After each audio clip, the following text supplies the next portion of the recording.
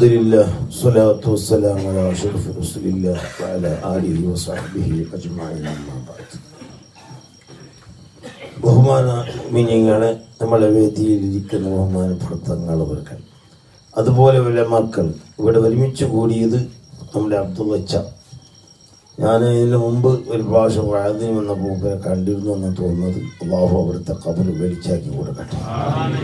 ഒരുപാട് ഉലമാക്കെല്ലാം വാർത്തെടുത്തൊരു മഹാനാണ്. തൻ്റെ മക്കളെല്ലാം ആലിമീങ്ങളാണ്.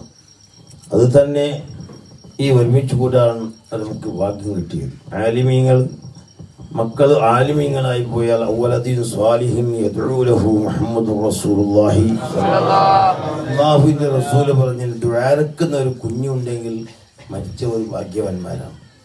അതുകൊണ്ട് അൽഹംദുലില്ലാഹ് നമ്മളിവിടെ ദിക്ർ ചൊല്ലി സ്വലാത്ത് ചൊല്ലി റസൂലുള്ളാഹി സ്വല്ലല്ലാഹു അലൈഹി വസല്ലം മദ്ഹെല്ലാം പറഞ്ഞ് അതിൻ്റെ പ്രതിഫലം ആ ഖബറിൽ അല്ലാഹു എത്തിച്ചു കൊടുക്കട്ടെ.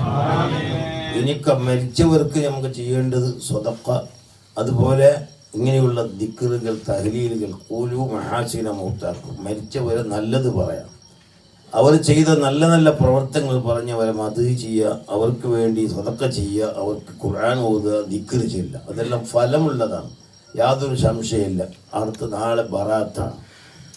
ബറാത്തിൽ പ്രത്യേകത എല്ലാവർക്കും അറിയുന്ന കാര്യമാണ്. നാളത്തെ രാത്രിയിൽ ചില കിതാബിലെല്ലാം കാണാം മരിച്ചവരെല്ലാം ഓരോരോ വീട്ടിലേക്ക് വരുമെന്നാണ്.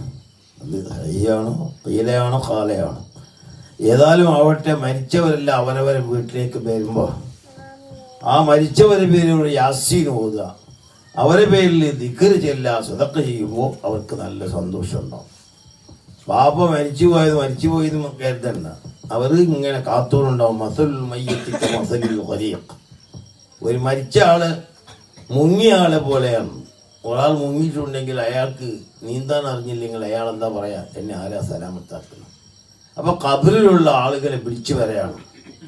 നമ്മളെ അദ്വൈച്ചപ്പോൾ വിളിച്ചുകൊണ്ടുണ്ടാവും. മക്കളെ, നമ്മളെ എന്തെങ്കിലും ഓർമ്മിക്കുന്നുണ്ടാ? ഇൻഷാ അല്ലാഹ് നമ്മുടെ മഹാനായ സയ്യിദുന തങ്ങളവരുകളോട് വന്നതും ഉലമാക്കൾ ഒരുമിച്ച് കൂടിയതും ഈ ദിക്ർ ചൊല്ലിയതും ഈ നമ്മൾ ചെയ്യുന്ന ഭക്ഷണം സദഖ ചെയ്യുന്നതെല്ലാം അവിടുത്തെ ഖബറിലേക്ക് അല്ലാഹു എത്തിച്ചു കൊടുക്കണം. സാലിഹായ അമലിന്റെ കൂട്ടത്തിൽ അല്ലാഹു ആക്കി തരണം. അതുകൊണ്ട് കൂടുതലൊന്നും പറയുന്നില്ല. നാളത്തെ രാത്രി ബറാത്താണ്. ബറാത്ത് ഖുർആനിൽ നമുക്ക് വ്യക്തമായിട്ട് പറഞ്ഞതാണ്. ഹമീം വൽ കിതാബിൽ മുബീൻ ഇന്നാ അൻസൽനാഹു ഫീ ലൈലത്തിൻ മുബാറക.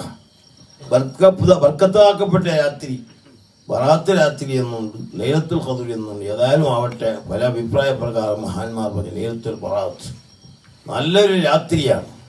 നാളെ നമ്മളെ ബഡ്ജറ്റെല്ലാം കണക്ക് കൂട്ടുന്ന സമയമാണ്. നമ്മളെ ആയുസെല്ലാം ഇപ്പോൾ എത്ര 60, 70, 80 ആയാലും ഉണ്ടാവും.